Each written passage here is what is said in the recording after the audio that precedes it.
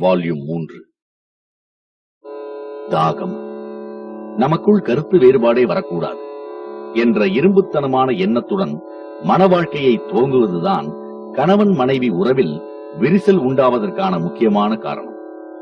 வெவ்வேறு சூழ்நிலையில் பிறந்து வளர்ந்த கணவனும் மனைவியும் ஞாயிற்றுக்கிழமையை எப்படி செலவழிப்பது, போனஸ் பணத்தில் என்ன வாங்குவது என்று குடும்பத்தில் எழுகிற அத்தனை கேள்விகளுக்கும் எப்படி ஒரே மாதிரியான கருத்து வைத்திருக்க முடியும்? கணவனுக்கும் மனைவிக்கும் இடையே கருத்து பரிமாற்றம் என்ற போர்வையில் ஆரம்பிக்கும் உரையாடல் சூடாகும் போது இருவரில் ஒருவர் விழித்துக் கொண்டு கட்டுப்படுத்தாவிட்டால் அது சண்டையிலேதான் முடியும். இந்த மாதிரி நேரத்தில் கணவன் மனைவி இருவரில் யாராவது ஒருவர் டென்ஷனை குறைத்துக் கொள்ள சென்ஸ் ஆஃப் ஹியூமர் அவசியம். ஆனால் நகைச்சுவை என்ற பெயரில் சிலர் பிரச்சனையை விசிறிவிட்டு விடுவார்கள்.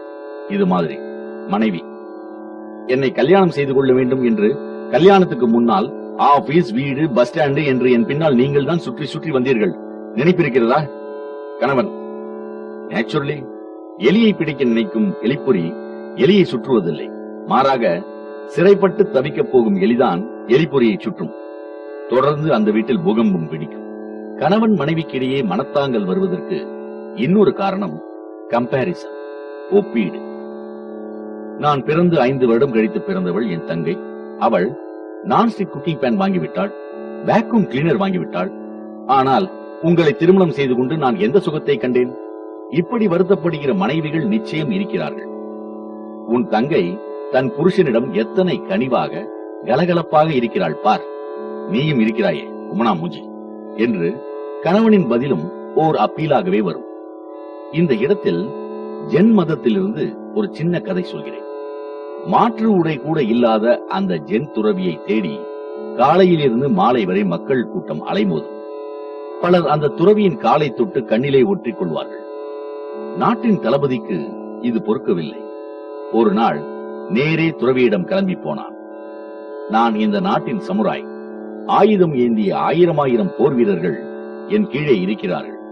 ஆனால் சாப்பாட்டுக்கே மற்றவர்களின் கையை எதிர்பார்க்கும் கிட்டத்தட்ட ஒரு பிச்சைக்காரன் நிலையில் இருக்கிற உனக்குத்தான் அதிக மரியாதை கொடுக்கிறார்கள். அது எப்படி? துறவி சமுராயை அழைத்துக் கொண்டு தன் குடிசையில் இருந்து பூந்தோட்டத்துக்கு வந்தார்.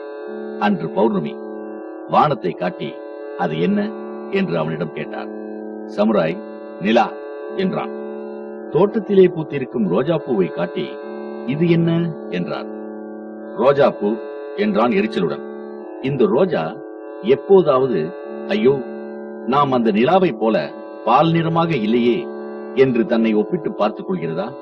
இல்லை, அந்த சந்திரன் தான் நாம் ரோஜா மாதிரி ரோஸ் கலராக இல்லையே என்று மனப்புழுக்கம் அடைகிறதா? ரோஜா ஓர் அழகு என்றால் நிலா வேறு மாதிரியான அழகு. உதாரணம் சொன்ன துறவி முத்தாப்பி வைப்பதற்கு முன்பே சமுராயின் கண்கள் திறந்து விடுகின்றன. கண்கலங்கி மன்னிப்பு கேட்டு விடை பெற்றான். ஒப்பீடுகள் உங்களை எந்த அளவுக்கு சஞ்சலம் அடைய செய்யும் என்பதற்கு இன்னொரு கதையும் சொல்லிவிடுகிறேன்.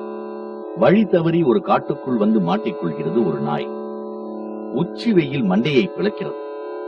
நீர்நிலையே தென்படாமல் தாகத்தால் தவித்து போகிறது அந்த நாய். நீரை தேடி அலைந்து திரிகிறது.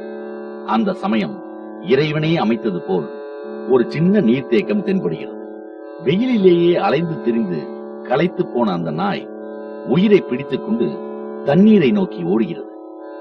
குனிந்து தண்ணீரை குடிக்கப் போன சமயம் தண்ணீரிலே தனது பிரதிபிம்பத்தை பார்த்துவிட்டது.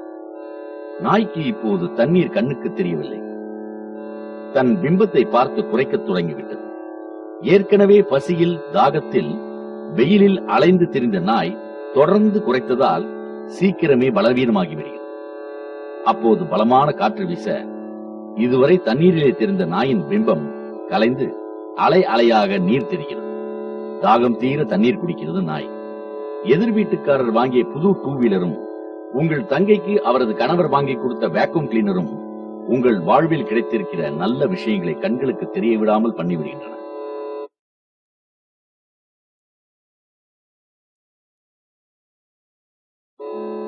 இலக்கின்றி பறக்கும் சிந்தனை பறவை. வாழ்க்கையில் நம்மிடமிருந்து பிரிக்க முடியாத செல்வம் எது? என்னுடைய வாழ்வியல் பயிற்சி முகாமுக்கு வருபவர்களிடம் நான் வழக்கமாக கேட்கும் கேள்வி இது. ஒவ்வொருவரும் ஒவ்வொரு விதமாக சொல்வார்கள். நான் சொல்வது, இந்த கணம், இந்த வினாடி, இதுதான் நிலையானது. இந்த வினாடியை யாருமே நம்மிடமிருந்து பிரிக்க முடியாது. ஆனால் இந்த கணத்தை, இதோ நம்மை கடந்து போய் கொண்டிருக்கும் இந்த வினாடியை நம்மில் பலர் முழுமையாக அனுபவிப்பதில்லை என்பதுதான் நெஞ்சை சுடும் உண்மை. ஏனென்றால் நமது சிந்தனை பாதி வேளை கடந்த காலத்தில் நிலைத்து இருக்கிறது, அல்லது அது வருங்காலத்தை பற்றிய கவலையில் தோய்ந்து போயிருக்கிறது. வீட்டில் இருக்கும் போது ஆபீஸை பற்றி சிந்திக்கிறோம். சாப்பிடும் போது கூட நமது சிந்தனை சாப்பாட்டில் இருப்பதில்லை. குளிக்கும் போது கூட ஆண்டவன் நமக்கு கொடுத்திருக்கும் அற்புதமான உடம்பை நாம் பார்த்து ரசிப்பதில்லை. அது இன்றைய தேதிக்கு எந்த பிரச்சனையும் இல்லாமல் இருப்பதை எண்ணி சந்தோஷப்படுவதில்லை. அப்போது கூட இலக்கில்லாமல் பறக்கும் பறவையாக மாறி எங்கேயோ சிறகிடைக்கிறது. இதனால் ஏற்படும் விளைவு என்ன என்று சிந்தித்து பாருங்கள். எதை பற்றியோ சிந்தித்துக் கொண்டு ரோட்டில் வாகனம் ஓட்டினால் விபத்து ஏற்படுகிறதே, அதே மாதிரி விபத்துகள் நம் வாழ்க்கையில் வெவ்வேறு விதமாக நடந்துவிடும். இப்படி நான் சொல்வதால் இறந்த காலத்து நினைவுகளை புறக்கணிக்க சொல்லவில்லை, வருங்காலத்தை பற்றி திட்டம் போட வேண்டாம் என்றும் தடுக்கவில்லை. ஆவி பறக்கும் சூடான பில்டர் காஃபியை ருசித்து ருசித்து அதன் ஒவ்வொரு துளியையும் நாக்கின் சுவை மொட்டுக்களால் உணர்ந்து சாப்பிடுவதைப் போலத்தான் ஆண்டவன் நமக்கு அளித்திருக்கும் வாழ்க்கையையும் வினாடி வினாடியாக அனுபவிக்க வேண்டும் என்று சொல்கிறேன். வாழ்க்கை என்பது காஃபியை விட பல ஆயிரம் மடங்கு சுவையானது. காஃபியின் முதல் சிப்புக்கும் இரண்டாவது சிப்புக்கும் அதிக வித்தியாசம் இருப்பதில்லை. ஆனால் வாழ்க்கையில் ஒரு வினாடியைப் போல அடுத்த வினாடி இருப்பதில்லை. ஒவ்வொரு வினாடியும் வித்தியாசமானது. ஒரே நதியில் நீ 2 முறை குளிக்க முடியாது என்று ஜென் புத்திசத்தில் ஒரு பழமொழி உண்டு. அதாவது, நதியில் ஒரு இடத்தில் ஓடுகிற நீர் அடுத்த வினாடி வேறு இடத்துக்கு மாறிவிடுவது மாதிரி வாழ்க்கையும் வினாடிக்கு வினாடி மாறிக்கொண்டே இருக்கிறது. படிப்பு, அறிவு, ஆற்றல் மட்டும் இருந்தால் போதாது. நிகழ்காலத்துக்கு ஏற்ற விழிப்பு உணர்வும் வேண்டும். விழிப்பு உணர்வு மட்டும் இல்லை என்றால் ஒருவன் எத்தனை திறமைகள் படைத்திருந்தாலும் அது அவனுக்கு பலன் தராமல் போய்விடும். அதனால்தான் பெரிய கம்பெனிகளில் வேலைக்கு மனு செய்திருப்பவர்களுக்கு பிரசன்ஸ் ஆஃப் மைண்ட் இருக்கிறதா என்று பல்வேறு விதங்களில் சோதனை செய்கிறார். ஒரு பெரிய இசை வித்தகர் இருந்தார். அவர் வயலினை எடுத்து வாசித்தால் பாலைவனத்தில் கூட மழை பெய்யும். ஒரு முறை அவர் ஒரு சர்க்கஸ் கூடாரத்துக்கு போயிருந்தார். அங்கே ஒரு சர்க்கஸ் கலைஞர் வயலின் வாசிக்க கரடி டான்ஸ் ஆடியது. சர்க்கஸ் பார்க்க வந்திருந்தவர்கள் ஒட்டுமொத்தமாக எழுப்பிய கரகோஷம் கூடாரத்தையே அதிர வைத்தது. இதை பார்த்துக் கொண்டிருந்த நமது வயலின் வித்தகர் அந்த சர்க்கஸ் கலைஞரை அணுகி, நன்கு பழக்கப்பட்ட கரடியை மட்டும்தான் உன் வயலின் இசைக்கு ஏற்ப உன்னால் டான்ஸ் ஆட வைக்க முடியும். ஆனால் என் வயலின் இசை எந்த மிருகத்தையும் நடனமாட வைக்கும் என்று கூறினார். சர்க்கஸ் கலைஞர் அதை பேத்தல் என்று மறுக்க இருவருக்கும் இடையே பேச்சு வளர்ந்து அங்கே ஒரு போட்டியே ஆரம்பமானது. வயலின் வித்வானின் எதிரில் சர்க்கஸ் கலைஞர் முதலில் ஒரு சிங்கத்தை அனுப்பினார். வித்வானின் வயலின் இசை கேட்டு சிங்கம் சுற்றி சுழன்று ஆடத் தொடங்கியது. சர்க்கஸ் கலைஞர் அடுத்து ஒரு சிறுத்தையை அனுப்பினார். அதுவும் வித்வானின் வயலின் இசைக்கு தன்னை மறந்து ஆடியது. சர்க்கஸ் கலைஞர் அடுத்து ஒரு புலியை அனுப்பினார். வயலின் வித்வான் சற்றும் பதறாமல் வயலினை வாசிக்க தொடங்கினார். ஆனால் அந்த பாழும் புலி வயலின் இசைக்கு மயங்கவில்லை. மாறாக அது வித்வானை நோக்கி ரத்த வெறியோடு 4 கால் பாய்ச்சலில் ஓடி வந்தது. பதறிப்போன பார்வையாளர் கூட்டம் சிதறி ஓடியது. நமது வித்வானும் தனது வயலினை காற்றிலே வீசிவிட்டு கடைசி நிமிடத்தில் தலை தெறிக்க ஓடி அதிர்ஷ்டவசமாக அந்த புலியிடம் இருந்து தப்பித்துக் கொண்டார். புலி பயிற்சியாளர்களால் சாமர்த்தியமாக மீண்டும் கூண்டில் அடைக்கப்பட்டது. மரண பயத்திலிருந்து தன்னை ஆசுவாசப்படுத்திக் கொண்ட வயலின் வித்வான் சர்க்கஸ் கலைஞரிடம் தனது தோல்வியை ஒப்புக்கொண்டார். என்றாலும் தனது இசை அந்த புலியை கட்டுப்படுத்தாதது தனக்கு பெரிய புதிராகவே இருப்பதாக அவர் சொல்ல, சர்க்கஸ் கலைஞர் சிரித்தபடியே கூறினார், காரணம் ரொம்ப எளிமையானது. அது செவிட்டு புலி. அது மட்டுமல்ல, பிறவியிலேயே அதற்கு காது துவாரமும் ஏன் காது மடல்களே கூட கிடையாது. வேடிக்கை பார்க்க வந்த கூட்டம் கூட புலிக்கு காது இல்லை என்பதை சில வினாடிகளுக்குள் கவனித்து தப்பிக்க முயன்று ஓடியது. ஆனால் உங்கள் வாசிப்பின் மீது வைத்த அபார நம்பிக்கையால் நீங்கள் கடைசி நிமிடம் வரை கண் திறந்து புலியை சரியாக பார்க்க தவறிவிட்டீர்கள்.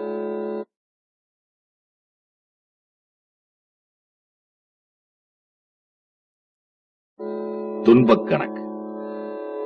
ஆண், பெண், சிறியவர், பெரியவர் என்று அது யாராக இருந்தாலும் ஒவ்வொரு மனிதருக்குள்ளும் ஒரு மாபெரும் சக்தி புதைந்து கிடைக்கிறது. கோடை காலம், இலையுதிர் காலம், வசந்த காலம், மழை காலம் என்று பூமிக்கு வேண்டுமானால் பருவ காலங்கள் மாறி மாறி வரலாம். ஆனால் சூரியனுக்கு எந்த பருவமும் கிடையாது. அதுபோல் உடம்புக்குத்தான் குழந்தை பருவம், இளமை பருவம், வயோதிக பருவம் எல்லாம். மனசுக்கு எந்த பருவமும் கிடையாது. நாம் நம் மனதை எந்த காலகட்டத்திலும் துடிப்புடனும் மகிழ்ச்சியுடனும் வைத்துக் கொள்ள முடியும். பேசுவதற்கும் கேட்பதற்கும் நன்றாக இருக்கிறது. ஆனால் இது சாத்தியமா? 100% சாத்தியம். ஆனால் இதற்கு நாம் பயிற்சி பெற வேண்டும். நிறைய பார்க்க வேண்டும், நிறைய கேட்க வேண்டும்.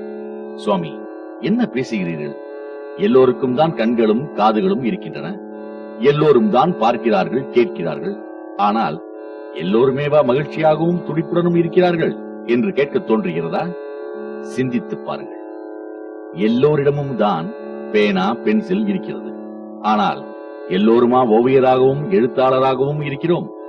பேனாவும் பென்சிலும் எப்படி ஒரு கருவியோ அதே மாதிரிதான் கண்ணும் காதும். பேனாவையும் பென்சிலையும் பயன்படுத்த தெரிந்தால்தான் ஓவியன். அதே மாதிரி கண்களும் காதுகளும் வெறும் கருவிகள் தான். இவற்றை சரியான வகையில் பயன்படுத்தினால்தான் மகிழ்ச்சி, துடிப்பு, சந்தோஷம். ஆனால் நம்மில் பலருக்கு எதிரில் இருப்பதை விட கண்ணுக்கு எதிரில் இல்லாததுதான் அதிகமாக தெரிகிறது. இத்தாலி நாட்டின் மிகப்பெரிய பணக்காரர் அவர். அவருக்கு ஒரே மகன். அன்று அவனுக்கு பிறந்த நாள். தன் மகனின் சந்தோஷத்துக்காக அவர் எத்தனையோ நிகழ்ச்சிகளை ஏற்பாடு செய்திருந்தார். எல்லாவற்றுக்கும் ஹைலைட்டாக ஒரு பெரிய ஃபுட்பால் மேட்சையும் ஏற்பாடு செய்திருந்தார். மைதானம் முழுவதும் நிரம்பி வழிந்த கூட்டம். இத்தாலி நாட்டின் மிகப்பெரிய 2 ஃபுட்பால் டீம்கள் ஆக்ரோஷமாக மோதியதை பார்த்து கூட்டம் சந்தோஷத்தில் துள்ளி துள்ளி ஆர்ப்பரித்தது. ஆனால் அந்த செல்வச்சீமானின் மகன் மட்டும் கன்னத்தில் கை வைத்தபடி ஆட்டத்தை சோகமாக பார்த்துக் கொண்டிருந்தார். மகனின் மகிழ்ச்சிக்காக பல கோடி ரூபாய் செலவு செய்து ஃபுட்பால் மேட்சுக்கு ஏற்பாடு செய்த அப்பாவை பார்த்து மகன் சொன்னான், அப்பா, தங்களுக்கு இருந்தாலும் இத்தனை கருமித்தனம் கூடாது. பணக்கார அப்பாவுக்கு மகன் சொல்வது புரியவில்லை. கேள்விக்குறியோடு மகனை பார்த்தார்.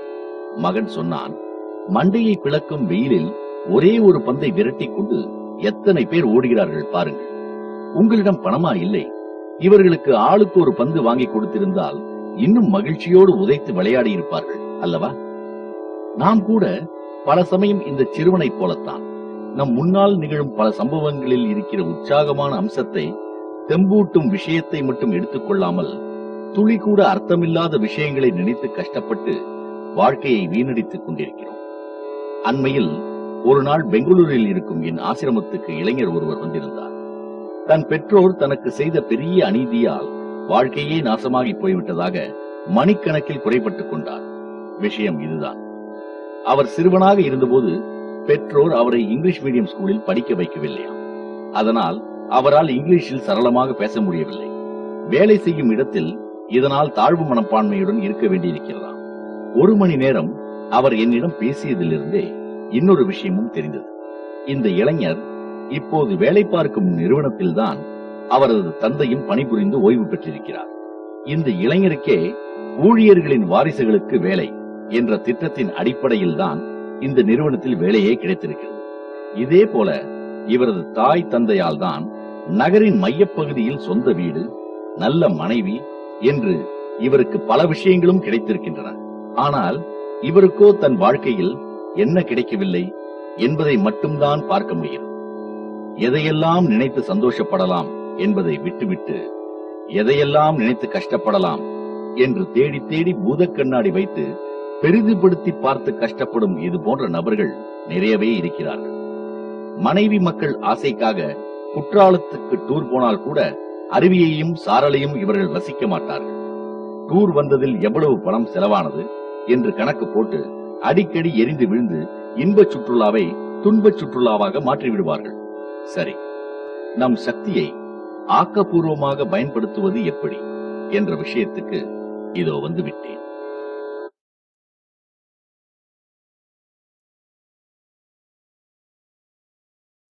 பார்வை சின்ன துவாரம் வழியே. சுஃபி இலக்கியத்தில் உள்ள முல்லா நஸ்ருதீன் கதைகளில் இதுவும் ஒன்று. வேலைக்கு போய்விட்டு வீடு திரும்பிய முல்லாவின் ஆடையில் நீளமான ஒரு கருப்பு முடியை பார்க்கிறாள் அவரது மனைவி. அவ்வளவுதான், பூகம்பமே வெடிக்கிறது. உனக்கும் ஒரு இளம் பெண்ணுக்கும் தொடர்பு இருக்கிறது என்று அவள் முல்லாவிடம் சண்டை பிடிக்கிறாள். ஜன நடமாட்டம் நிறைந்த சந்தையின் வழியாக வந்தேன். அப்போது என் ஆடையில் இந்த முடி எப்படியோ ஒட்டியிருக்கும். முல்லா பதில் சொல்கிறார். மனைவி அதை நம்பவில்லை. கண்ணீர் விட்டு அழுது ஆர்ப்பாட்டம் பண்ணுகிறாள். அடுத்த நாள் வேலையிலிருந்து வீடு திரும்பிய முல்லாவின் ஆடையில் ஒரு நரைத்த முடி. ஐயையோ, நேற்று இளம் பெண், இன்று தலை நரைத்த பெண்ணா? காமாந்தகா, உன்னால் என் வாழ்க்கையே பாழாய் போய்விட்டது என்று தரையில் விழுந்து புரண்டு அழுகிறாள். அதற்கு அடுத்த நாள் வீடு திரும்பும் போது முல்லாவுக்கு மனைவியின் நினைவு வருகிறது. ஆடைகளை நன்கு உதறிவிட்டு வீட்டுக்குள் வருகிறார். முல்லாவின் மனைவி இவரின் ஆடைகளை பரபரவென்று சோதனை போடுகிறாள். எந்த முடியும் கிடைக்கவில்லை. அப்பாடா, தப்பித்தோம் என்று முல்லா நிம்மதி பெருமூச்சு விட போன சமயம், அடப்பாவி, போயும் இன்று ஒரு மொட்டை தலை பெண்ணின் வீட்டுக்கா போய் வந்தாய் என்று சொல்லி முதல் 2 நாட்களை விட அதிக சத்தமாக அழ ஆரம்பித்தாள் முல்லாவின் மனைவி. கண்ணுக்கு எதிரில் தெரியும் அற்புதமான நாட்டியத்தை பார்க்காமல் கோட்டை விடும் நமது கண்கள் கண்ணுக்கு தெரியாத விஷயங்களை பார்ப்பதால் ஏற்படும் துயரம் இது. காது கொடுத்து கேட்பதிலும் நம்மில் பலர் பல விஷயங்களை கோட்டை விட்டு விடுவோம். அதன் பலனும் வீணான டென்ஷன் தான். ராமு, கோபு இருவரும் ஒரே அலுவலகத்தில் வேலை செய்பவர்கள், நண்பர்களும் கூட. ஒரு நாள் ராமுவின் வீட்டில் ஏதோ பணப்பிரச்சனை. அதனால் மனைவியின் முகத்தில் பர்ஸை வீசி எறிந்துவிட்டு மோட்டார் பைக்கில் ஆபீஸ் வந்து விடுகிறான். ஆபீஸுக்கு வந்தும் அவனுக்கு டென்ஷன் குறையவில்லை. தேவையில்லாத விஷயத்துக்கெல்லாம் எல்லோரிடமும் எரிந்து விழுந்து கொண்டிருந்தான். ஒரு கட்டத்தில் அவன் எல்லை மீறி உடன் வேலை செய்பவர்களை டா போட்டு திட்டவும் ஆரம்பித்து விடுகிறான். ராமுவை சமாதானப்படுத்த அவனின் நண்பன் கோபு லஞ்ச் பிரேக்கின் போது ஒரு ஓட்டலுக்கு அழைத்து போகிறான். ராமுவோ மணிப்பர்ஸ் இல்லாததால் ஓட்டலுக்குள் போக தயங்குகிறான். ஆனால் அவன் நண்பனோ, வா, என்னிடம் பணம் இருக்கிறது என்று சொல்லிவிட்டு சப்ளையரை அழைக்கிறான். காலையில் மனைவியுடன் கோபித்துக் கொண்டு சாப்பிடாமலேயே ஆபீஸ் புறப்பட்டது அப்போதுதான் ராமுவுக்கு நினைவுக்கு வருகிறது. அதனால் ராமு கொஞ்சம் தாராளமாகவே ஐட்டங்களை ஆர்டர் செய்து சாப்பிட ஆரம்பிக்கிறான். கூடவே நண்பனின் காசில் இப்படி சாப்பிடுவது பற்றி ராமுவுக்கு கூச்சமாகவும் இருக்கிறது. அந்த சமயம் பார்த்து கோபு, ராமு, நீ நாக்கை கட்டுப்படுத்த கற்றுக்கொள்ள வேண்டும் என்று கடுமையான குரலில் ஆபீஸில் நடந்த விஷயம் பற்றி சொல்வதற்கு பேச்சை ஆரம்பிக்க ராமுவுக்கு காது மடல்கள் எல்லாம் கோபத்தில் சிவக்க ஆரம்பித்து விடுகின்றன. கோபுவின் காசில் டிபன் சாப்பிடுவது பற்றித்தான் அவன் பேசுகிறான் என்று தவறாக புரிந்து கொள்கிறான் ராமு. அதனால் ஓட்டல் என்பதையும் மறந்து கோபுவின் சட்டையை பிடித்து, அற்பமாக நடந்து கொண்டாயே நாயே என்று ராமு உறக்க திட்ட இப்போது கோபுவுக்கும் கோபம் வந்து விடுகிறது. அவன் இவன் கையை உதற, அவன் தடுக்க அந்த அமளி துமளியில் தண்ணீர் இருந்த கண்ணாடி டம்ளர் கீழே விழுந்து நொறுங்க அதன் மீதே ராமு விழவும் செய்கிறான். கண்ணாடி துண்டு உடம்பில் பல இடங்களில் கிழித்ததால் ரத்தம் குபுகுபு என்று வெளியே வர ஆரம்பிக்கிறது. பிறகு ஓட்டல் ஊழியர்கள் தலையிட ராமு பக்கத்தில் இருந்த ஒரு மருத்துவமனைக்கும் கோபு ஆபீஸுக்கும் போய்விடுகிறார்கள். ஆனால் கோபுவால் ஆபீஸில் எந்த வேலையும் செய்ய முடியவில்லை. ஒரு கணம் நாமும் பொறுமை இழந்து விட்டோமே என்று தன்னைத்தானே கடிந்து கொள்கிறான். உடனே ஆபீஸுக்கு லீவு போட்டுவிட்டு மருத்துவமனைக்கு போகிறான். மருத்துவமனைக்குள் கோபு வருவதை பார்த்ததுமே ராமுவுக்கு குரோதத்தால் ரத்தம் மீண்டும் சூடேறுகிறது. ஓட்டலில் பாதியில் விட்ட சண்டையை தொடரத்தான் இவன் மருத்துவமனைக்கு வருகிறான் என்று ராமுவின் புத்தி இப்போதும் கோணலாகவே யோசிக்கிறது. அப்போது கோபு கரிசனத்தோடு, உடம்பு எப்படி இருக்கு என்று கேட்க அது ராமுவுக்கு வேறு அர்த்தத்தில் கேட்கிறது. கோபுவை அடிக்க அவன் மீண்டும் கையை ஓங்குகிறான். ஒருவர் பேசும் வார்த்தைகளை விட எந்த கான்டெக்ஸ்டில் அவர் பேசுகிறார் என்பதை புரிந்து கொள்ள வேண்டியது அவசியம் என்பதை விளக்கத்தான் இந்த கற்பனையான சம்பவத்தை சொன்னேன். இந்த சின்ன விஷயம் புரியாததால் தான் ராமுவை போல நம்மில் பலர் அடுக்கடுக்காக தொடர்ந்து பல துயரங்களை தங்கள் மீது இழுத்து போட்டுக் கொள்கிறோம். பார்த்தல், கேட்டல், இந்த இரண்டு செயல்களையும் நம் கண்களும் காதுகளும் மட்டும் செய்வதில்லை. நம் பெர்செப்ஷன், அதாவது மனதில் நாம் ஒவ்வொரு மனிதர்களை பற்றியும் ஒவ்வொரு விஷயத்தை பற்றியும் ஏற்படுத்தி வைத்திருக்கும் தெளிவில்லாத, ஆதாரமில்லாத அபிப்பிராயங்கள் என்ற சின்ன துவாரத்தின் வழியாகத்தான் பல சமயம் பறந்து விரிந்திருக்கும் இந்த உலகை பார்க்கிறோம், கேட்கிறோம். இந்த பெர்செப்ஷன் தான் பல சமயம் நமது கண்களையும் காதுகளையும் திசை திருப்பி விடுகிறது.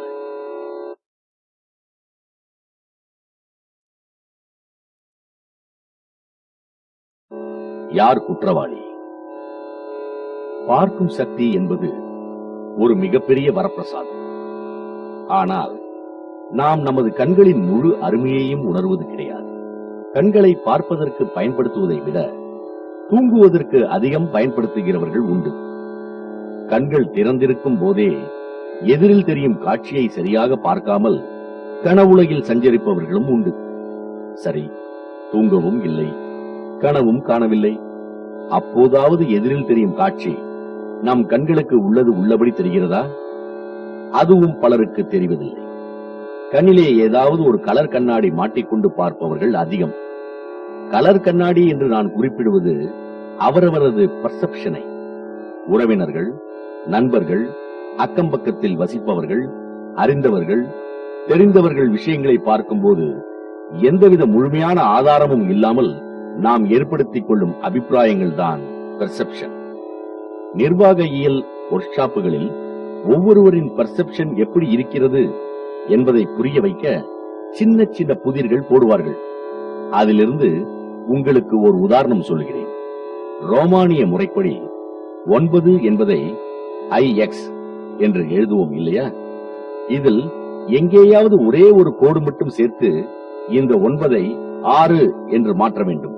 இதை கேட்பதற்கு முன்பு 2 நிமிடம் செலவு செய்து ஒரே ஒரு கோடு போட்டு 9ஐ 6ஆக மாற்றுவது உங்களால் முடியுமா என்று முயற்சி செய்து பாருங்களேன்.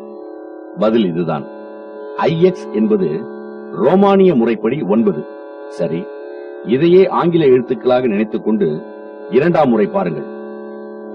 I மற்றும் X என்ற இரு எழுத்துக்கள் தெரிகிறதா? அதன் முன்னால் S என்ற ஆங்கில எழுத்தை சேருங்கள். ஆகா, 9 6ஆகிவிட்டது. ஒரு கோடு மட்டும் சேர்க்கலாம் என்று சொன்னவுடன் நம்மில் பலருக்கு நேர்கோடு தான் நினைவுக்கு வரும். ஏன்? எஸ் என்பது வளைவான ஒரே கோடுதான். ஆனால் அது சிலருக்கு அப்படி நினைவுக்கு வருவதில்லை. சிலருக்கு இது சக்கென்று தோன்றிவிடும். விடுகதைக்கு விடை கண்டுபிடிக்க பெர்செப்ஷன் எப்படி நமக்கு தடையாக இருக்கிறதோ அதே மாதிரிதான் கண்ணுக்கு எதிரே தெரியும் காட்சிகளின் உண்மையான பின் அர்த்தங்களையும் இந்த பெர்செப்ஷன் நமக்கு நிறமாற்றி காட்டிவிடும். இந்த கதையை கேளுங்கள். அது கொடிய விலங்குகள் நிறைந்த பயங்கர காடு. அங்கே ஒரு விறகு வெட்டி, அவனுக்கு ஒரு மனைவி. அவள் ரொம்ப அழகானவள். ஆனால் விறகு வெட்டும் நேரம் போக மீதி நேரம் எல்லாம் குடித்துவிட்டு தன் மனைவியை அடிப்பதுதான் அவனுக்கு வேலை. மனைவிக்கோ நாளுக்கு நாள் வாழ்க்கை கசந்து போய் கொண்டிருந்தது. கணவன் வெட்டி போடும் விறகுகளை பரிசலில் ஏற்றிக்கொண்டு ஆற்றின் மறுக்கரைக்கு போய் விற்று அதில் கிடைக்கும் காசிலிருந்து அரிசி பருப்பு வாங்கி வந்து வீட்டில் சமையல் செய்ய வேண்டும். இதுதான் அவளது அன்றாட வேலை. காலப்போக்கில் எதிர்கரையில் இருந்த மளிகை கடைக்காரனுக்கும் விறகு வெட்டியின் மனைவிக்கும் மெல்ல ஒரு நட்பு துளிர்த்து வளர ஆரம்பித்தது. அன்று அமாவாசை. வழக்கத்தை விட அதிகமாக குடித்துவிட்டு வந்த விறகு வெட்டி மனைவியை கொடூரமாக அடித்து உதைத்து கொடுமைப்படுத்த ஆரம்பித்தான். இவனிடம் பட்ட அவஸ்தைகள் போதும் என்று மனைவி அந்த நட்ட நடு இரவில் வீட்டை விட்டு வெளியே வருகிறாள். அப்போது அவள் மனதில் கரைக்கு அந்த பக்கம் இருக்கும் மளிகை கடைக்காரனிடம் போய்விடலாம் என்று ஒரு எண்ணம். ஆற்றை கடக்க பரிசல் வேண்டும். விறகு வெட்டியின் மனைவி பரிசல்காரனை போய் எழுப்புகிறாள். பரிசல்காரனோ இவளுக்காக தன் தூக்கத்தை தியாகம் செய்ய தயாராக இல்லை. பரிசல் இல்லை என்றால் என்ன? 2 மைல் தூரம் ஆற்றோரமாக நடந்தால் ஆற்றின் குறுக்கே ஒரு மரப்பாலம் இருக்கிறது, அதன் வழியாக போய்விடலாம் என்று இவள் நினைக்கிறாள். மரப்பாலத்தின் அருகே சிறுத்தை ஒன்று உலவுவதாக பலர் சொன்னது இவளின் நினைவுக்கு வருகிறது. என்றாலும் அதை பற்றி கவலைப்படாமல் அவள் மரப்பாலம் நோக்கி நடக்கிறாள். அடுத்த நாள் காலை புலியால் தாக்கப்பட்டு சின்னா பின்னமாக மரப்பாலத்தின் அருகே அவள் உடல். இந்த கதையை உங்கள் வீட்டில் இருக்கும் அத்தனை பேருக்கும் சொல்லுங்கள். கடைசியில் விறகு வெட்டியின் மனைவி சாவுக்கு யார் காரணம் என்று தனித்தனியே கேட்டு பாருங்கள். நாசமாக போன அந்த குடிகார விறகு வெட்டிதான் என்பார் ஒருவர். இன்னொருவர், ஒழுக்கம் கெட்ட விறகு வெட்டியின் மனைவி தானே தன் தலையில் மண்ணை அள்ளி போட்டுக் கொண்டாள் என்பார். மூன்றாம் அவர், உதவிக்கு வரமறுத்த இரக்கமற்ற பரிசல்காரன் என்பார். விறகு வெட்டியின் மனைவியை தவறான நடத்தைக்கு ஈர்த்த மளிகை கடைக்காரன் தான் குற்றவாளி என்றும் யாராவது சொல்லக்கூடும். ஒரே கேள்விக்கு ஏன் இத்தனை விடைகள்? ஏனென்றால் எல்லோருக்கும் ஒவ்வொரு பர்செப்ஷன். நள்ளிரவில் ஓங்கி உயர்ந்து நிற்கிற ஒரு அரசமரத்தின் அடியிலிருந்து நிமிர்ந்து பார்க்கிற போது உங்களுக்கு முதலில் அதன் கிளைகள் தெரியலாம், இலைகள் தெரியலாம். அதையெல்லாம் ஊடுருவி பார்க்கிற போதுதான் இலைகளுக்கு அப்பால் மறைந்திருக்கிற நிலாவின் பிரகாசம் தெரியும். அதுபோல் எந்த விஷயத்திலுமே எடுத்த எடுப்பில் உங்கள் பர்செப்ஷன் ஒரு மனிதன் அல்லது அவனது செயல் மீது படிந்து உண்மைக்கு மாறான தோற்றத்தையும் ஏற்படுத்தும். அந்த முதல் பார்வையை மனதுக்குள் வாங்காமல் நிதானத்தோடு, விருப்பு வெறுப்புகள் இல்லாமல் தெளிவான மனநிலையில் அதே காட்சியை மீண்டும் அசை போட்டு பார்த்தால்தான் பார்த்ததன் உண்மை உங்களுக்கு விளங்கும்.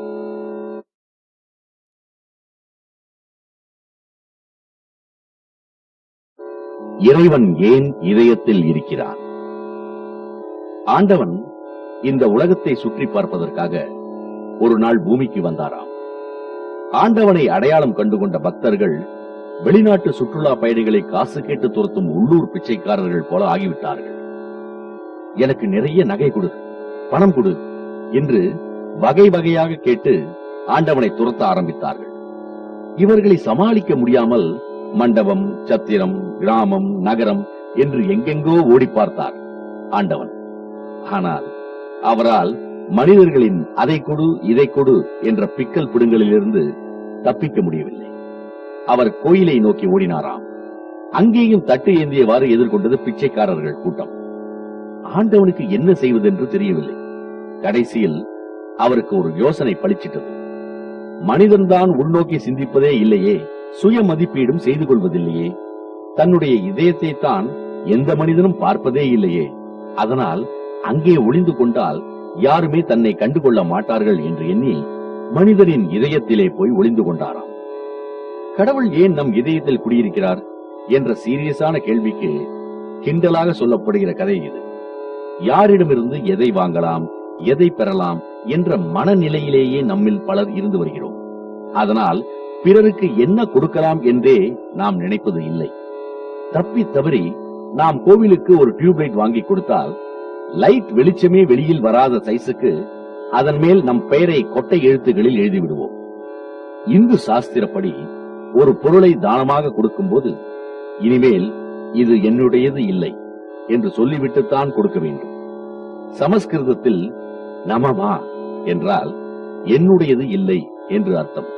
என்னுடையது இல்லை என்று சொல்லி ஒரு டியூப்லைட்டை கோவிலுக்கு தானமாக கொடுத்துவிட்டு இது என்னுடையது என்று பெருமைப்பட்டுக் கொள்வது எந்த வகையில் தர்மம்? யோசித்து பாருங்கள். காலையில் எழுந்தவுடன் பல் விளக்க நாம் பயன்படுத்தும் பற்பசையிலிருந்து இரவு தூங்கும் போது உபயோகப்படுத்தும் கொசுவத்தி சுருள் வரை கண்ணுக்கு தெரியாத யார் யாரோ நமக்காக செய்து கொடுத்திருக்கும் பொருட்கள் எத்தனை எத்தனை. இந்த சமூகத்திடமிருந்து இத்தனை பொருட்களை இன்று பெற்றுக்கொண்ட நான் அதற்கு பதிலாக இந்த உலகத்துக்கு என்ன கொடுத்தேன் என்று யோசித்து பார்த்தாலே போதும். நாம் இந்த உலகுக்கு எவ்வளவு கடன்பட்டிருக்கிறோம் என்பது புரியும். அற்புதமான இந்த வாழ்க்கையை ஆண்டவன் நமக்கு கொடுத்திருக்கிறார். இந்த உலகில் இருக்கும் அத்தனை தலை சிறந்த விஞ்ஞானிகளும் ஒன்று கூடி முயற்சி செய்தால் கூட உருவாக்க முடியாத அற்புதமான ஓர் உடலை நமக்கு அவர் அளித்திருக்கிறார். நாம் உண்ணும் உணவிலிருந்து உருண்டு கொண்டிருக்கும் இந்த பூமி பந்து வரை நமக்காக இறைவன் கொடுத்திருக்கும் பரிசுகள் எத்தனை. இதற்கெல்லாம் நாம் இறைவனுக்கு தினம் தினம் நன்றி சொல்கிறோமா? நமது வேதத்தில் இருக்கும் ஆரம்ப பாடங்களில் முக்கியமானது நன்றியோடு இருக்க கற்றுக்கொள் என்பதுதான். நமஹா என்ற சமஸ்கிருத வார்த்தைக்கு அர்த்தம் போற்றி என்றாலும் இதை நன்றி பெருக்கோடு தான் உச்சரிக்க வேண்டும். ஆனால் உதட்டளவில் நாம் பயன்படுத்தும் வார்த்தைகள் என்று கணக்கில் எடுத்தால் அந்த வரிசையில் முதலில் நிற்பது நன்றி. ஒரு முறை நடுவானில் பறந்து கொண்டிருந்த விமானம் ஒன்றில் ஏதோ கோளாறு ஏற்பட்டு விமானம் தள்ளாட ஆரம்பித்தது. விமான பணிப்பெண், பயணிகளே பயப்படாதீர்கள், விமானத்தில் சின்ன கோளாறுதான், விமானி சரி செய்து சமாளித்து விடுவார் என்று தைரியம் சொல்கிறார். நேரம் போக போக விமானம் கட்டுப்பாடு இல்லாமல் தாறுமாறாக பறக்க ஆரம்பிக்கிறது. அப்போது, அன்பு நிறைந்த பயணிகளே, நமது திறமை மிக்க விமானி எவ்வளவோ முயற்சி செய்தும் விமானத்தில் இருக்கும் கோளாறை நிவர்த்தி செய்ய முடியவில்லை. அதனால் இன்னும் சில நிமிடத்தில் விமானம் வெடித்து சிதறிவிடப் போகிறது. Anyway, thank you for flying with our airlines என்று சொல்லி பயணிகளை அதோகதியாக விட்டுவிட்டு விமான பணிப்பெண் பாராசூட்டை மாட்டிக்கொண்டு விமானியோடு வெளியே குதித்து விட்டாளாம். நாமும் சில சமயம் சிலரிடம் சொல்லும் நன்றி பயணிகளுக்கு விமான பணிப்பெண் சொன்ன நன்றி மாதிரி வெறும் சம்பிரதாயமாக இருக்கிறது.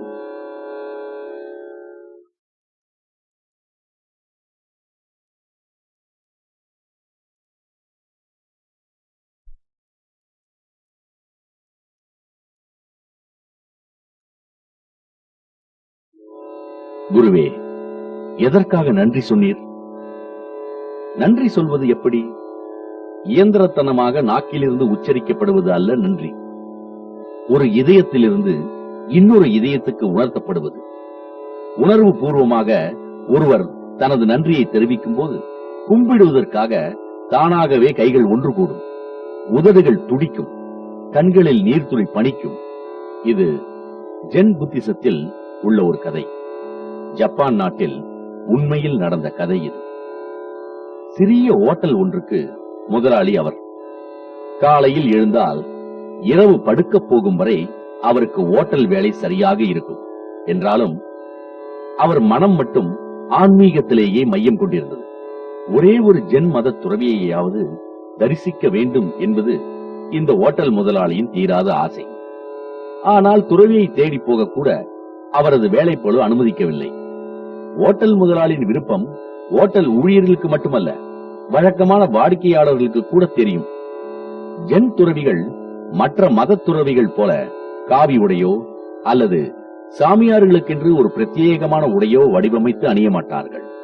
ஒரு சராசரி ஜப்பானியனை போன்றுதான் ஜென் மத துறவிகள் உடை அணிவார்கள். அதனால் ஜென் மத துறவி யார், சாதாரண குடிமகன் யார் என்று வேறுபடுத்தி பார்ப்பது கடினம். ஒரு நாள் வழக்கம் போல நமது ஓட்டல் முதலாளி மூச்சு விடக்கூட முடியாத அளவுக்கு ஒரே பிஸி. என்றாலும் இடையில் கிடைக்கும் ஒரு சில நிமிடங்களை விரயமாக்காமல் ஓட்டலில் யார் சாப்பிடுகிறார்கள், என்ன சாப்பிடுகிறார்கள் என்று கவனிப்பது இவரது வழக்கம். வழக்கம் போலவே நமது ஓட்டல் முதலாளி அன்று உணவருந்திக் கொண்டிருந்த வாடிக்கையாளர்கள் பக்கம் பார்வையை திருப்பினார். அங்கே 2 பேர் டீ அருந்திக் கொண்டிருந்தார்கள். ஓட்டல் முதலாளிக்கு உற்சாகம் பிடிவிடவில்லை. நான் இத்தனை வருடமாக காத்துக் கொண்டிருந்த ஜென் துறவிகள் கடைசியில் என் ஓட்டலுக்கே வந்து விட்டார்கள் என்று உற்சாக கூச்சலோடு ஓடினார். டீ சாப்பிட்டுக் கொண்டிருந்த அந்த இருவரும் உண்மையிலேயே ஜென் துறவிகள் என்பதால் அவர்கள் ஓட்டல் முதலாளியின் ஆர்வத்தை பார்த்து அவரை தங்களின் சீடராக ஏற்றுக்கொண்டார்கள். தனது மகனிடம் ஓட்டலை ஒப்படைத்துவிட்டு ஜென் துறவிகளின் பின்னால் நடக்கத் துவங்கிய மாஜி ஓட்டல் முதலாளியை பார்த்து வாடிக்கையாளர்கள் கேட்டார்கள், அவர்கள் துறவிகள் என்று நீங்கள் எப்படி கண்டுகொண்டீர்கள்? துறவிகளின் பின்னே நடந்தபடியே மாஜி ஓட்டல் முதலாளி இப்படி பதில் சொன்னார். இவர்கள் டீ அருந்திய விதத்தை பார்த்தே அடையாளம் கண்டுகொண்டேன். மரியாதையோடு 2 கைகளாலும் டீ கோப்பையை பற்றுவதிலிருந்து அதை நன்றி பெருக்கோடும் வாஞ்சையோடும் குடிப்பது வரை அவர்கள் தங்கள் அன்பை பிரதிபலித்தார்கள். இந்த மாஜி ஓட்டல் முதலாளி பிற்காலத்தில் ஒரு ஜென் துறவியாக மாறினார். அது மட்டுமல்ல, தன்னுடைய ஞான கண்களை திறந்த துறவிகளின் நினைவாக அவர் ஜென் டீ மெடிடேஷன் என்ற ஒரு நவீன தியான முறையையும் இந்த உலகுக்கு வழங்கினார். சரி, ஜென் டீ மெடிடேஷன் என்றால் என்ன? நீங்கள் யூகித்தது சரிதான். ஒரு கோப்பை டீயை நன்றி பெருக்கோடு ருசித்து அனுபவித்து காதலோடு குடிப்பதுதான் ஜென் டீ மெடிடேஷன். ஜப்பான் நாட்டில் ஜென் டீ திருவிழா என்று இப்போதும் கூட நடக்கிறது. அந்த திருவிழாவில் அந்த நாட்டு மக்கள் ஒரு சாதாரண டீயை 2 கைகளிலும் ஏந்தி கொண்டு நன்றி பெருக்கோடும் வழிந்தோடும் காதலோடும் உணர்வு பூர்வமாக அருந்துவார்கள். ஜப்பானியர்கள் நன்றியோடு இருக்க ஆண்டவன் அவர்களுக்கு டீ மட்டுமல்ல, இன்னும் பல நல்ல விஷயங்களை கொடுத்திருக்கிறான். ஆனால் நான் இறைவனுக்கு நன்றி சொல்ல இறைவன் பசியையும் ஏழ்மையையும் தவிர எனக்கு என்ன கொடுத்திருக்கிறான் என்று நம்மில் சிலர் கேட்கக்கூடும். இந்த கேள்விக்கு சுஃபி மதம் பதில் சொல்கிறது. இஸ்லாமிய மதத்தில் சுஃபி என்று ஒரு பிரிவு உண்டு. அப்படிப்பட்ட ஒரு பிரிவின் துறவி தனது சீடர்களோடு ஒரு காட்டின் வழியாக பயணம் செய்து கொண்டிருக்கிறார். மண்டையை பிளக்கும் வெயில், செருப்பில்லாத கால்களை முட்கள் கொடுமைப்படுத்துகின்றன. எதையும் பொருட்படுத்தாது அந்த துறவி காட்டின் வழியே நடந்து போய் கொண்டிருக்கிறார். வழியில் தானம் கேட்டு பசியாறுவதற்கோ அல்லது தாகத்தை தீர்க்க தண்ணீர் குடிப்பதற்கோ எந்த வசதியும் இல்லை. மெல்ல இரவும் வருகிறது. துறவியும் அவரது சீடர்களும் எந்த உணவும் சாப்பிடாமலேயே தூங்குவதற்காக ஆயத்தமாகிறார்கள். அப்போது அந்த சுஃபி துறவி, ஓ ஆண்டவனே, நீ இன்று எனக்கு கொடுத்த எல்லாவற்றுக்கும் உனக்கு நன்றி என்று சத்தமாக வாய்விட்டு பிரார்த்தனை செய்ய பசியால் வதைந்து கொண்டிருக்கும் சீடர்களுக்கு கோபம் வந்துவிடுகிறது. கோபத்தை கட்டுப்படுத்திக் கொண்டு அவர்கள் துறவியை பார்த்து கேட்கிறார்கள், ஆண்டவன் இன்று நமக்கு எதுவுமே கொடுக்கவில்லை, ஆனால் நன்றி என்று பிரார்த்தனை செய்தீர்களே, அதன் அர்த்தம் என்ன? சுஃபி துறவி சிரித்துக் கொண்டே சொன்னார், ஆண்டவன் இன்று நமக்கு எதுவுமே கொடுக்கவில்லை என்று யார் சொன்னது? தன் குழந்தைக்கு என்ன கொடுக்கலாம், என்ன கொடுக்கக்கூடாது என்று எப்படி ஒரு தாய்க்கு தெரியுமோ, அதே போல நமக்கு இன்று எது கொடுக்க வேண்டும், எது கூடாது என்று இறைவனுக்கு தெரியும். ஆண்டவன் இன்று நமக்கு பசியை கொடுத்திருக்கிறார். அவர் எது செய்தாலும் சரியாகத்தான் செய்வார். அதனால்தான் அவருக்கு நன்றி சொன்னேன். அனுபவம் இரண்டே வகைதான். அமெரிக்கா வியட்நாம் போர் நடந்த சமயம் யுத்தம் வியட்நாம் நாட்டை நார் நாராக கிழித்து போட்டிருந்தது. வீட்டை இழந்த மக்கள், பெற்றோரை இழந்த குழந்தைகள், கணவனை இழந்த மனைவி என்று நாடு முழுதும் கண்ணீராலும் இரத்தத்தாலும் நனைந்திருந்தது. போரின் விளைவுகளை பார்வையிட்டு அறிக்கை சமர்ப்பிப்பதற்காக அமெரிக்க அரசு 2 தளபதிகளை அப்போது வியட்நாமுக்கு அனுப்பியது. கைகால் சிதைந்து துடிக்கும் சிப்பாய்கள், குழந்தையின் பிணத்துக்கு பக்கத்தில் உட்கார்ந்து கதறும் தாய்மார்கள் என்று காட்சிகளை பார்த்த ஒரு தளபதியால் இந்த சோகத்தை தாங்கிக் கொள்ள முடியவில்லை. தற்கொலை செய்து கொண்டு அவர் தனது வாழ்க்கையை முடித்துக் கொண்டார். இந்த தளபதி பார்த்த அதே காட்சிகளை அடுத்த தளபதியும் பார்த்தார். பார்த்த பிறகு தனக்கிருந்த சின்ன சின்ன கவலைகள் எல்லாம் இதற்கு முன் ஒன்றுமே இல்லை என்றாகிவிட்டது அவருக்கு. ஊர் திரும்பியதும் அவர் கொடுத்த கடன் திரும்பி வரவில்லையே, சொந்தமாக கார் வாங்க முடியவில்லையே என்பது போன்ற தினப்படி கவலைகளில் இருக்கும் மனிதர்களிடம் வியட்நாம் மக்களின் அவதிகளை எடுத்துச் சொன்னார். மக்கள் மனமுருகி கேட்டார்கள். அதன் பிறகு வியட்நாம் அனுபவம் பற்றி பேசச் சொல்லி இந்த தளபதிக்கு நிறைய அழைப்பு. இதை வைத்தே அவர் பெரிய பணக்காரராகிவிட்டார். ஒரு தளபதி தற்கொலை செய்து கொள்கிறார், அடுத்தவரோ தனக்கிருந்த பிரச்சனைகளையே மறந்து மற்றவர்களின் பிரச்சனைகளையும் மறக்கடிக்கிறார். ஆனால் அடிப்படையில் இருவரும் பார்த்த காட்சிகள் ஒன்றுதான். இதே மாதிரியே இன்னொரு உதாரணத்தை சொல்லிவிட்டு விஷயத்துக்கு வருகிறேன். அது ஷூ தயாரிக்கும் ஒரு பன்னாட்டு நிறுவனம். தனது கம்பெனியின் ஷூக்களுக்கு குறிப்பிட்ட ஒரு ஆப்பிரிக்க நாட்டில் எவ்வளவு டிமாண்ட் இருக்கிறது என்று தெரிந்து கொள்ள கம்பெனி முதலாளி அந்த நாட்டுக்கு ஒரு மேனேஜரை அனுப்பினார். போன வேகத்திலேயே தனது நாட்டுக்கு பறந்து வந்த மேனேஜர் அந்த நாட்டில் நாம் ஷூக்களையே விற்க முடியாது என்று ரிப்போர்ட் கொடுத்தார். ஏன் என்று கேட்டதற்கு அவர் சொன்ன பதில், அந்த நாட்டில் யாருமே ஷூ அணிவதில்லை. முதலாளி முடியாது என்ற வார்த்தையை அத்தனை சுலபமாக ஏற்றுக்கொள்ளும் ரகம் கிடையாது. அதே ஆப்பிரிக்க நாட்டுக்கு இன்னொரு மேனேஜரை அனுப்பினார். அந்த நாட்டுக்கு போய் ஸ்டடி செய்த 2வது மேனேஜர் சந்தோஷத்தில் துள்ளிக் கொண்டு முதலாளியின் அறைக்குள் ஓடி வந்து சொன்னார், நமது கம்பெனியின் ஷூக்களுக்கு அங்கே மிகப்பெரிய மார்க்கெட் இருக்கிறது. எப்படி என்று அவரிடம் முதலாளி கேட்டார். அதற்கு 2வது மேனேஜர் சொன்ன பதில், அந்த நாட்டில் யாருமே ஷூ அணிவதில்லை. இதிலிருந்து நாம் படிக்க வேண்டிய பாடம் இதுதான். ஒவ்வொரு மனிதனும் அலுவலகம், வியாபாரம், வீடு என்று வகை வகையான சந்தர்ப்பங்களில் விதவிதமான அனுபவங்களுக்கு ஆட்படுகிறான். ஆனால் என்னை பொறுத்தவரை எல்லா அனுபவங்களையும் 2 வகையாகத்தான் பிரிக்க முடியும். ஆட்படும் அனுபவம் எதுவாக இருந்தாலும் அதிலிருந்து ஏதாவது ஒரு பாடம் படிக்க வேண்டும். அது சிறப்பான அனுபவம். எந்த அனுபவத்திலிருந்து அவன் பாடம் எதுவுமே கற்றுக்கொள்ளவில்லையோ அது மோசமான அனுபவம். மின்சார விளக்கை கண்டுபிடித்த தாமஸ் ஆல்வா எடிசன் தனது முதல் முயற்சியிலேயே வெற்றியை தொட்டுவிடவில்லை. ஏறக்குறைய 1000 சோதனைகளுக்கு பிறகுதான் அவர் பல்பு கண்டுபிடித்தார். நீங்கள் 1000 சோதனை செய்தீர்கள், அதில் 999 சோதனைகள் தோல்வியடைந்து விட்டன, ஒன்றே ஒன்றுதான் வெற்றி பெற்றது இல்லையா என்று அவரிடம் யாரோ ஒரு முறை கேட்டார்கள். அதற்கு எடிசன் சொன்னார், 99 சோதனைகளிலும் நான் எதுவுமே கண்டுபிடிக்கவில்லை என்று யார் சொன்னது? ஒரு பல்பை உருவாக்க தவறாக முயற்சி செய்வது எப்படி என்று இந்த 999 சோதனைகளிலிருந்து நான் கற்றுக்கொண்டேனே.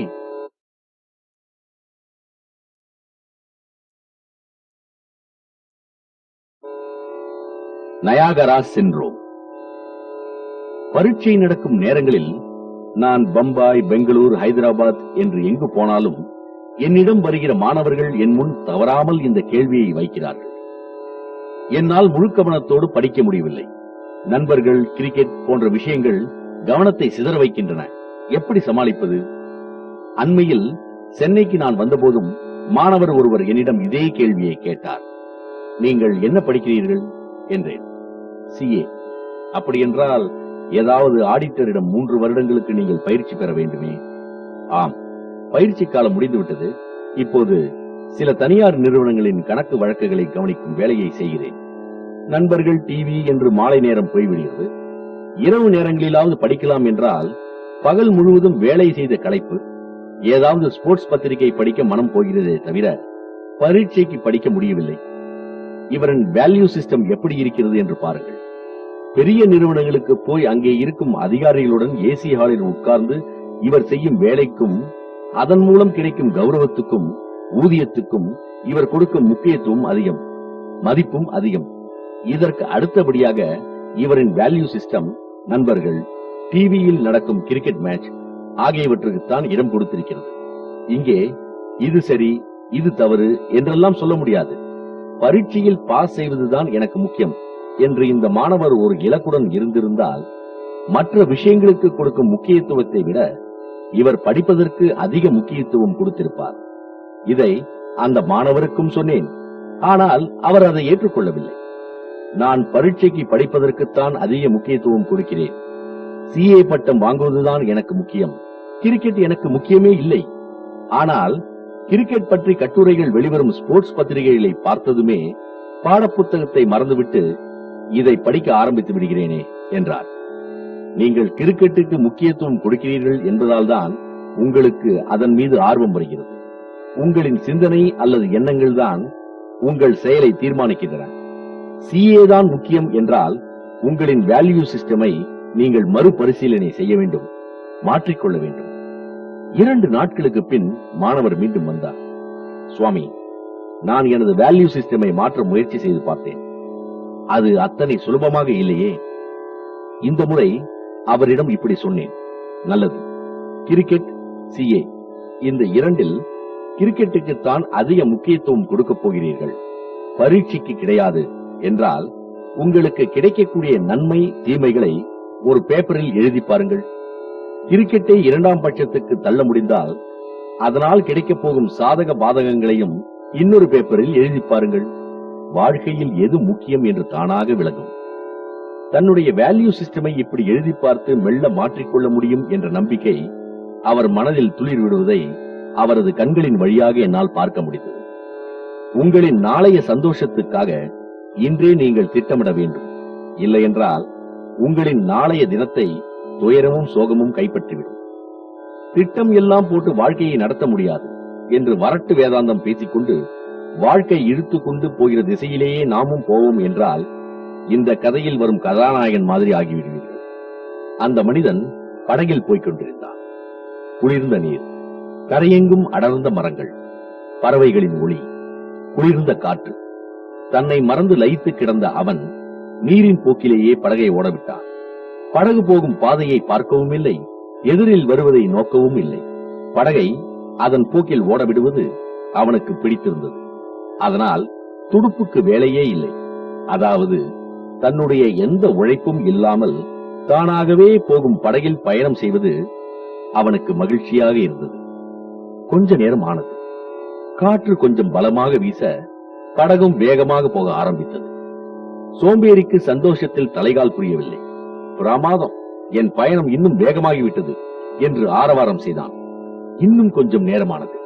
தூரத்தில் ஏதோ ஓவென ஒரு ஓசை மெல்லியதாக கேட்க ஆரம்பித்தது. அடடா, என் பயணத்தை சிறப்பிக்க இயற்கையே இசையமைக்கிறது என்று மகிழ்ந்து கொண்டான். படகோ திடீரென நிலை தடுமாறி சரிய ஆரம்பித்த போதுதான் ஒரு நீர்வீழ்ச்சி வழியே அதல பாதாளத்துக்கு தான் போய்க் கொண்டிருப்பதை உணர்ந்தான் அவன். இதுவரை அவன் பயணம் செய்து கொண்டிருந்த ஆறுதான் நயாகரா நீர்வீழ்ச்சியாக ஹோ என்ற சத்தத்துடன் வீழ்ந்து கொண்டிருந்தது. சோம்பேறி மரண பயத்தோடு துடுப்பை எடுத்து படகின் திசையை மாற்ற பார்த்தபோது நேரம் கடந்து விட்டது. துடுப்புக்கு அங்கே பயன் இல்லை. நீர்வீழ்ச்சியில் வீழ்வதை அவனால் தடுக்க முடியவில்லை. இந்த சோம்பேறித்தன மனநிலையைத்தான் நயாகரா சிண்ட்ரோம் என்பார்கள்.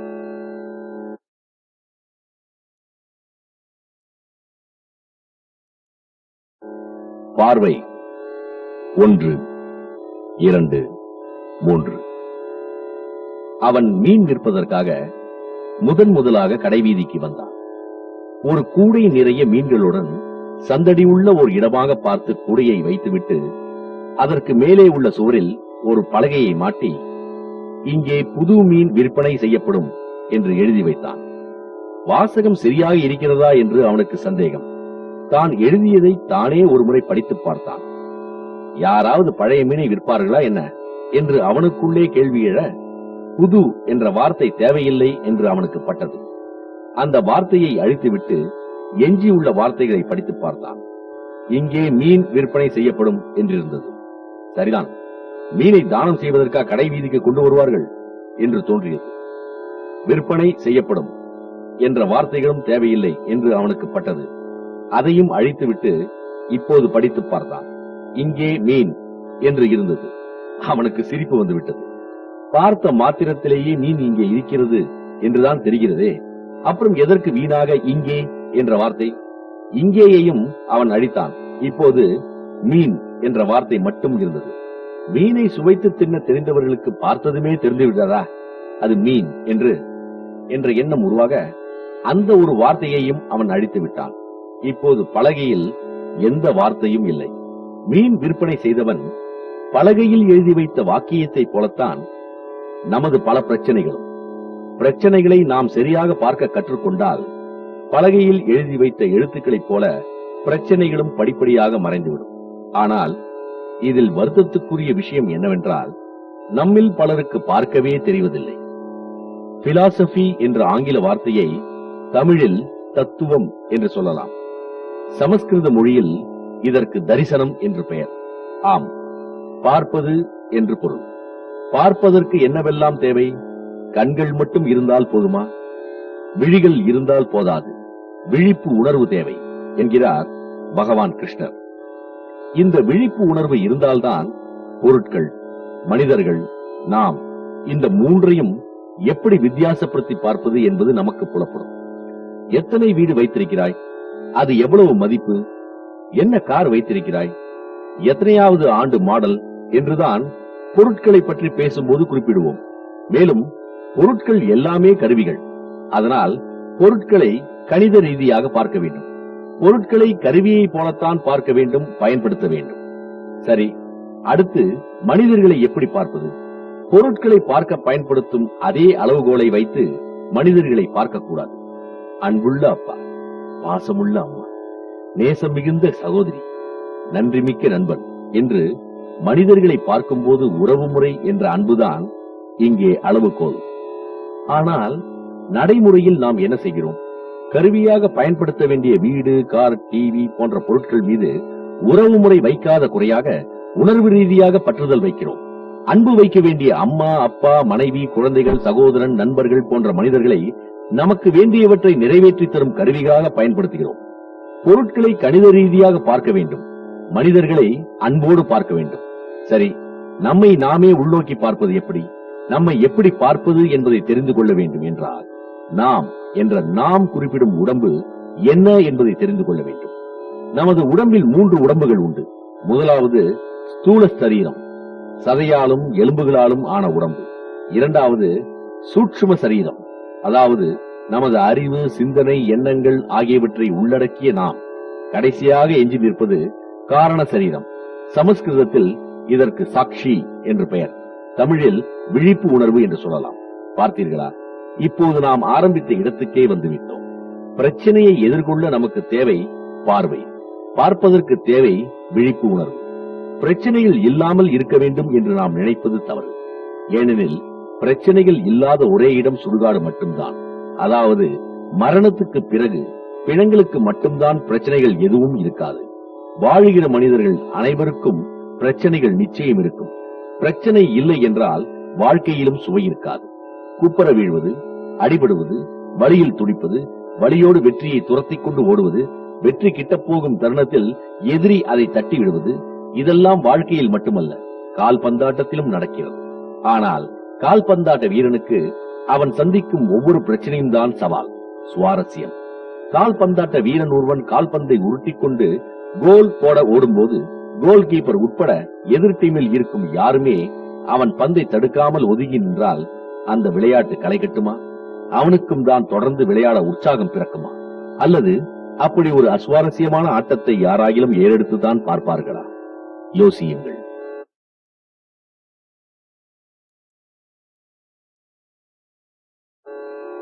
அசரீரி, அதிசயம். பிரச்சனைகள் பற்றி சொல்லிக் கொண்டிருந்தேன். வெளியிலிருந்து வரும் பிரச்சனைகள் ஒருபுறம் என்றால், நாமே வலிய போய் இழுத்து போட்டுக் கொள்ளும் பிரச்சனைகளும் உண்டு. இந்த வகை பிரச்சனைகளுக்கு பெரும்பாலும் மூல காரணம் பேராசை. ஜென் மதத்தில் இது சம்பந்தமாக ஒரு கதை உண்டு. அது ஒரு கிராமம். ஒரு நாள் கிராமத்துக்கு ஜென் துறவி ஒருவர் வந்தார். ஊர் மக்களில் பலர், என் பிரச்சனைகள் எல்லாம் ஒழிய வேண்டும், நான் விரும்புவது எல்லாம் நடக்க வேண்டும், இது மட்டும் நிறைவேறினால் என் வாழ்க்கை சந்தோஷமாக இருக்கும் என்றெல்லாம் துறவியிடம் சொன்னார்கள். எல்லாவற்றையும் மௌனமாக கேட்டுக்கொண்ட துறவி அடுத்த நாள் அந்த கிராமத்தில் ஓர் அசரீரியை ஒழிக்கச் செய்தார். நாளை பகல் 12 மணிக்கு இந்த கிராமத்தில் ஓர் அதிசயம் நடக்க இருக்கிறது. ஆம், உங்களின் எல்லா பிரச்சனைகளையும் ஒரு கற்பனையான கோணிப்பையில் போட்டு கட்டி எடுத்துக்கொண்டு போய் ஆற்றின் அடுத்த கரையில் போட்டு விடுங்கள்.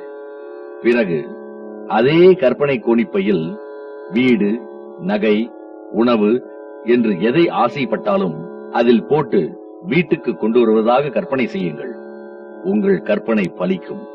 இந்த அசரீரி உண்மையா இல்லையா என்பதை பற்றி ஊர் மக்களுக்கு ஒரே குழப்பம். என்றாலும் அசரீரியான குரல் அவர்களுக்கு பிரமிப்பை உண்டாக்கியது. அது சொன்னபடி செய்து பிரச்சனைகள் எல்லாம் தொலைந்து நாம் ஆசைப்பட்டதெல்லாம் கிடைத்தால் நன்மைதானே? அசரீரி வாக்கு பொய்த்து போனாலும் நஷ்டம் ஏதும் இல்லையே. அதனால் அசரீரி சொன்னபடியே செய்துதான் பார்ப்போமே என்று அடுத்த நாள் நண்பகல் ஊர் மக்கள் தங்களின் பிரச்சனைகளை மூட்டை கட்டி கொண்டு போய் ஆற்றின் அடுத்த கரையில் போட்டுவிட்டு பங்களா, வைர நெக்லஸ், கார் என்று தாங்கள் சந்தோஷம் என்று கருதிய அனைத்து பொருட்களையும் கற்பனை மூட்டையில் கட்டி எடுத்துக் கொண்டு ஊர் திரும்பினார்கள். திரும்பியவர்கள் ஆச்சரியத்தில் மூழ்கி திக்கு முக்காடி போனார்கள். ஆம், அசரீரி சொன்னது அப்படியே பலித்து விட்டது. கார் வேண்டும் என்று நினைத்தவரின் வீட்டு முன் நிஜமாகவே கார் நின்றிருந்தது. மாடி வீடு வேண்டும் என்று கேட்டவரின் வீடு மாடி வீடாக மாறியிருந்தது. எல்லோருக்கும் சந்தோஷம் பிடிபடவில்லை. ஆனால் அந்த சந்தோஷம் கொஞ்சம் நேரம்தான். தங்களை விட அடுத்த வீட்டுக்காரன் அதிக சந்தோஷமாக இருப்பது போல் ஒவ்வொருவருக்குமே தோன்றியது. ஏன் என்று விசாரிக்க தொடங்கினார்கள். அடுத்த கணம் கவலை மீண்டும் அவர்களின் காலை வந்து கட்டிக்கொண்டது. ஐயோ, நாம் ஒற்றை வடம் தங்க செயின் கேட்டோம், அதுதான் கிடைத்தது. ஆனால் அடுத்த வீட்டு பெண் இரட்டை வடம் செயின் கேட்டு வாங்கிவிட்டாளே. நாம் வீடுதான் கேட்டோம், ஆனால் எதிர் வீட்டுக்காரன் சலவைக்கல் பதித்த பங்களா வேண்டும் என்று கேட்டு வாங்கிவிட்டானே. நாமும் அது போல கேட்டிருக்கலாமே. நல்ல சந்தர்ப்பம் கிடைத்தும் நழுவ விட்டு விட்டோமே என்று கவலைப்பட்டவாறே மீண்டும் அந்த துறவியை சந்தித்து புலம்பத் தொடங்கிவிட்டார்கள். மறுபடி அந்த ஊரை விரக்தி ஆக்கிரமித்தது. பிரச்சனைகள் இருந்தால் சந்தோஷமாக இருக்க முடியாது என்றுதான் பலரும் நினைக்கிறார்கள். இவர்களுக்கு நான் சொல்வது எல்லாம் இதுதான். பிரச்சனைகளை சந்தோஷத்தோடு முடிச்சு போட்டு பார்க்காதீர்கள். பிரச்சனைகள் எல்லோர் வாழ்விலும் இருக்கும்.